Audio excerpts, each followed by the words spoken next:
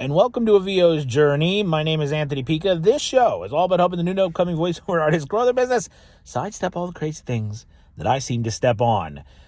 Hi, it is so good to be doing another video. It's been a while. As you can tell, I'm still in my truck, and that is because it is literally going to be probably another 7 to 8 weeks until I'm actually going to get into my home. So my studio, everything, we're just waiting. What's happened now is inspections, scheduling inspections, also the time it's taking because of the snow and everything. It's just really kind of hit a snail's like a stall. So that's something. The positive thing is still able to make money in the voiceover business from my truck. And, I love the idea of the fact that we are making, orange juice or lemonade out of lemons, something happening, even though there's so much craziness with the fact that I can't get in my house. So, I wanted to make a video today talking about, the things that you need to do either when you're starting out or when you're running through a rough patch, especially right now of this time of year as well, because, no matter what, and there's always going to be people who are an exception to the rule. But the majority of voiceovers during this period of time goes down, right? January, February really starts picking up towards March, April, and spring, but definitely not as much work during the, early part of the year. People are recovering from Christmas and all the budget money they spent, redoing budgets for the new year, doing all the, figuring out their plans, etc. So a lot of times we see less work. Again, there's always an exception, but for most overall, I've been doing this for a while. It always slows down, during this first part of the year. But what I wanted to do, I had a wonderful session right before this video with a business coach of mine that I work with. And it's not a coach, it's more of a consultant. And, and I work with him with business stuff, and a lot of the challenges that I run into, especially when I'm trying to grow my business or trying to get better, is, feeling overwhelmed by the amount of things that need to get done. Not just in your business, your voiceover business, but it could be in your personal life or your relationships or whatever, with your kids, anything. Just the sheer amount that we have to do. And I wanted to discuss with you today the power of, one, speaking with someone that you can talk openly about, that will listen to you and hear what you're saying, not judge you also about your feelings about something, but, hear what you're saying and help you focus.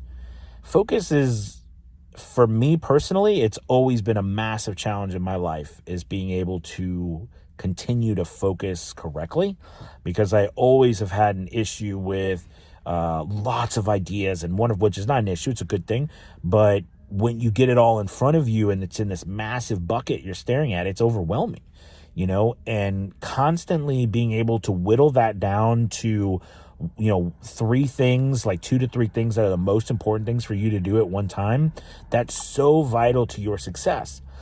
Same thing in voiceover. There's so many things that you can work on. There's so many things that you can do. There's so many different styles of voiceover you can go after. There's so many different things you can do with your website. There's so many different websites to get on. There's so many different, samples, demos you can make. There's so many different calls you can make. There's so many different videos you can watch. There's so many different content that you can create. There's so much out there that you can do. It's overwhelming.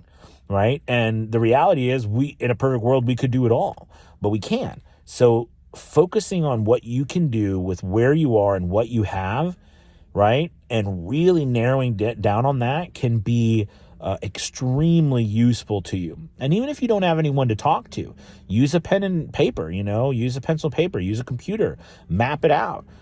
Put everything that is down in your mind on the computer or on a piece of paper, and then look at it and say, what are the most important things for me to do right now?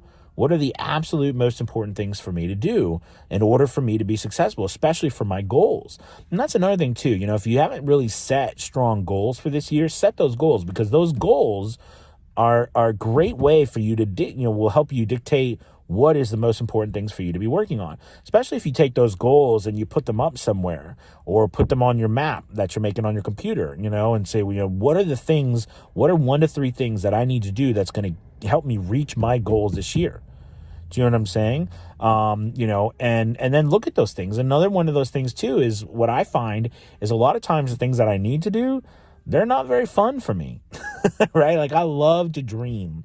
I love to come up with ideas and to share the ideas and to dream more, you know what I mean? And plan the preliminary parts of the dream.